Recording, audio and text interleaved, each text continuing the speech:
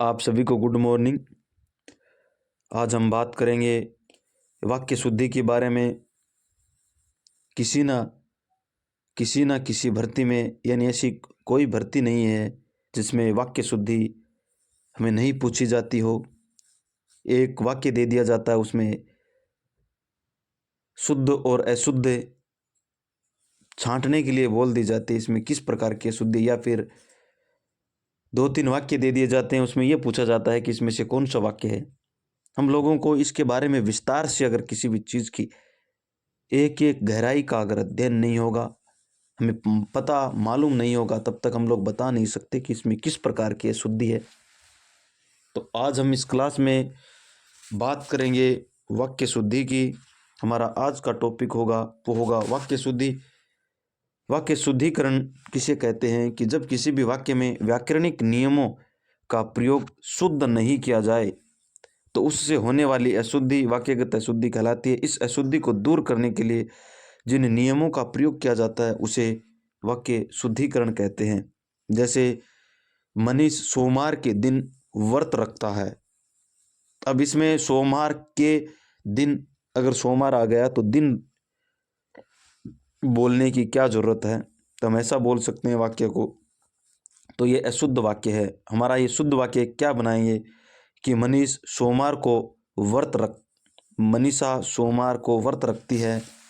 हमारा अगला है कि बच्चे को काट कर फल खिलाओ। अब ये कितना अशुद्ध वाक्य है।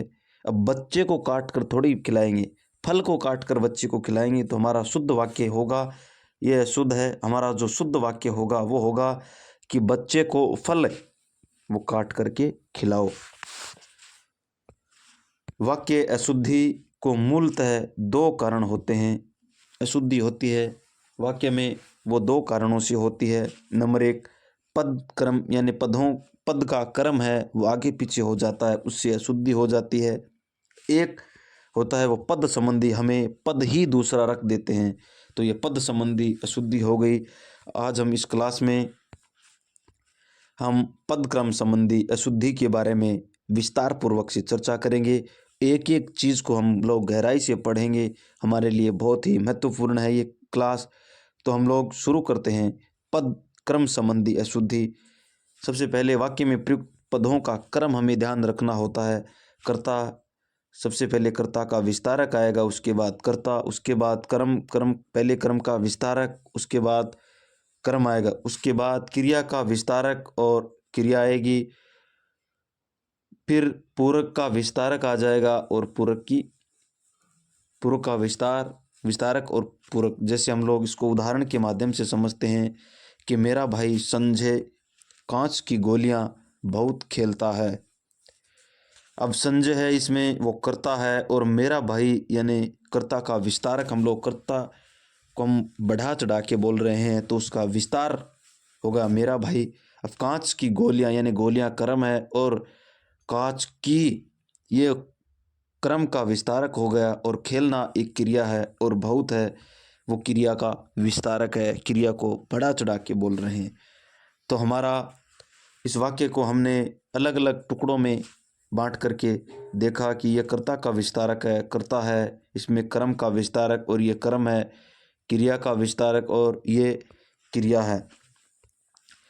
वाक्य था कि मेरा भाई संजय कांच की गोलियां बहुत खेलता है। हमारा जो अगला उदाहरण है वह है कि भरतपुर का लोहागढ़ दुर्ग दर्शनीय स्थल है। अब कर्ता हो गया लोहागढ़ दुर्ग, भरतपुर का है तो यह कर्ता का विस्तारक हो गया, और दर्शनीय स्थल वो पूरक है, पूरक का विस्तारक है, वो दर्शनीय हो गया। उसके बाद हम लोग कारकों का कर्म क्या होता है, वो कर्ता, नंबर 1 कर्ता, नंबर 2 कर्म, नंबर 3 करण, नंबर 4 संप्रदान, नंबर 5 अपादान, नंबर 6 संबंध, और नंबर 7 अधिकरण, नंबर 8 संबोधन। लेकिन हिंदी में यह कर्म उल्टा प्रयुक्त होता है, तभी हमारा वाक्य वो शुद्ध होता है। हिंदी के अनुसार पहले पद 8 नंबर का आएगा, उसके बाद 1 नंबर का, फिर सभी उल्टा चलेंगे, 7, फिर 6, फिर 5, फिर 4, फिर 3, फिर 2।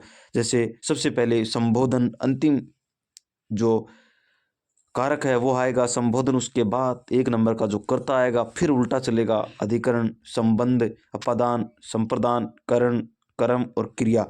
इस प्रकार हम लोग इसको वाक्य में प्रयोग करते हुए देखेंगे। वाक्य है कि हे मित्रों, ये संबोधन कर रहे हैं, हे मित्रों, कृष्ण हमेशा गोकुल से नंदगांव घूमने के लिए रथ से जाता है। हे मित्रों, यहाँ तक संबोधन हो गया, कृष्ण इसमें कर्ता हो गया, और हमेशा गोकुल से यह पदान हो गया, जोड़ने से नंदगांव, पदान अलग होने के अर्थ में नंदगांव घूमने के लिए, साधन घूमने के लिए, संप्रदान के लिए आ गया। उसके बाद रथ से यानी साधन किससे जाता था, कर्ण से। इस प्रकार इसमें जैसे पहले 8 का आया, जैसे हे मित्रों, कृष्ण हमेशा गोकुल में नंदगांव, गोकुल से नंदगांव घूमने के लिए रथ से जाता है।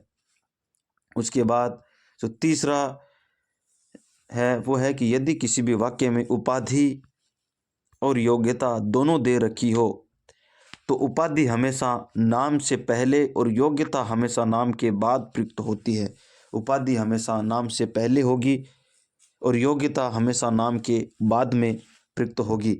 जैसे उदाहरण के माध्यम से हम लोग समझते हैं, प्रोफेसर अंकित, उदाहरण है कि प्रोफेसर अंकित झुनझुनवाला डिलीट। अब डिलीट इसकी उपाधि है, डिलीट झुनझुनवाला प्रोफेसर अंकित। अब अंकित से पहले उसकी उपाधि है वो प्रोफेसर की है, और झुनझुनवाला नाम के बाद उसकी योग्यता है वो डिलीट की उपाधि है उसके बाद योग्यता है डॉक्टर मुन्ना भाई MBBS। अब मुन्ना भाई से ठीक पहले हम लोग उसकी उपाधि डॉक्टर की उपाधि है, उसके बाद योग्यता वो MBBS है, तो नाम के बाद हम लोग उसकी योग्यता रखेंगे।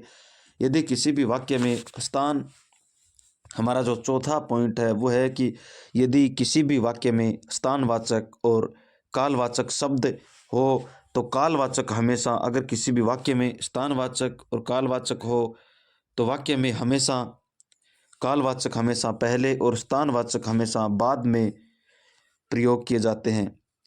रमेश, जैसे उदाहरण है कि रमेश प्रातःकाल, ये कालवाचक है, मंदिर घूमने के लिए अब कहाँ जा रहा है, स्थान मंदिर है इसमें, तो पहले हम इसमें कालवाचक को प्रयुक्त करेंगे। जैसे रमेश है वो प्रातःकाल मंदिर घूमने जाता है, सबसे पहले इसमें हम कालवाचक को रखेंगे, उसके बाद हम लोग स्थानवाचक को रखेंगे।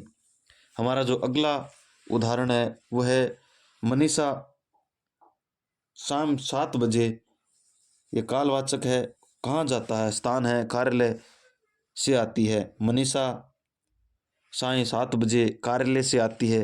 पहले हम लोग कालवाचक को रखेंगे, उसके बाद हम स्थानवाचक को रखेंगे। हमारा जो 5वां पॉइंट है वो है कि यदि किसी भी वाक्य में पूर्वकालिक यानी पूर्णकालिक क्रिया और अन्य क्रिया भी प्रयुक्त हो तो पूर्णकालिक क्रिया हमेशा पहले प्रयुक्त की जाती है। जैसे बच्चा दूध पी कर के सो गया, अब सोना एक क्रिया है, लेकिन इससे पहले पूर्ण होने वाली क्रिया यानी दूध पिया है उसने पूरा, तो वो क्रिया पहले प्रयुक्त होगी। तो हमारा वाक्य होगा कि बच्चा दूध पी कर के सो गया, पीकर पहले आएगी। उसके बाद दूसरा उदाहरण है वो है कि वह हंसकर चला गया।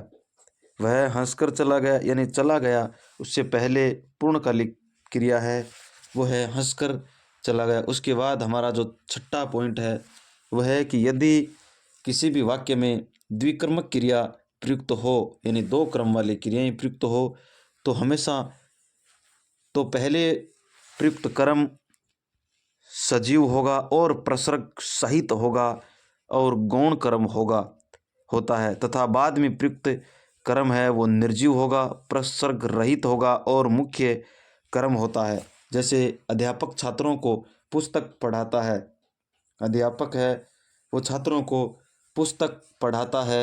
जैसे छात्र है वो सजीव कर्म है, सजीव है, प्रसर्ग सहित है, को जुड़ा हुआ है प्रसर्ग। उसके बाद गौण कर्म है, छात्र का कोई भी कार्य नहीं हो रहा है बल्कि अध्यापक का काम होगा। पुस्तक निर्जीव है और प्रसर्ग रहित है, इसमें कुछ भी प्रसर्ग नहीं जुड़ा हुआ है और मुख्य कार्य है कि मेन पुस्तक है इसको पढ़ा रहा है।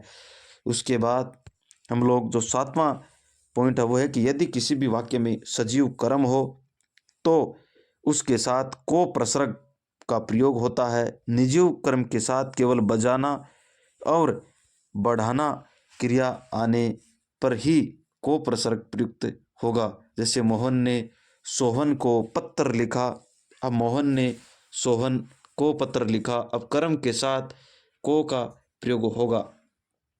उसके बाद हमारा जो अगला है कि मोहन ने कपड़े खरीदे, मोहन ने कपड़े खरीदे।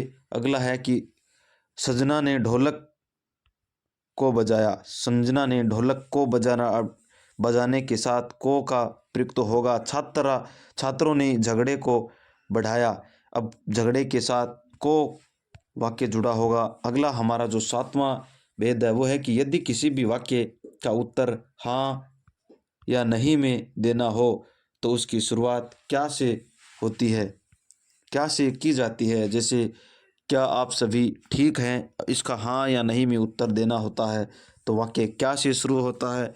उसके बाद क्या आप सभी मुझे याद कर रहे थे, हाँ या नहीं में उत्तर देना है तो क्या से वाक्य को हम प्रश्न करेंगे। इस प्रकार आज हमने इस क्लास में हमारा आज का जो टॉपिक था वो हमारा था पदक्रम संबंधी वाक्य शुद्धि में हम लोगों ने वाक्य शुद्धि की सामान्य जानकारी पढ़ी। उसके बाद हम लोगों ने वाक्यगत अशुद्धि मूलतः 2 कारणों से होती है। नंबर 1 पदक्रम संबंधी अशुद्धि, दूसरा पद संबंधी अशुद्धि। हम लोगों ने पदक्रम संबंधी अशुद्धि है उसको आज हम विस्तार पूर्वक से इस क्लास में पढ़ा और आगे की चर्चा करेंगे हम अगली क्लास में। तब तक के लिए आप सभी को धन्यवाद।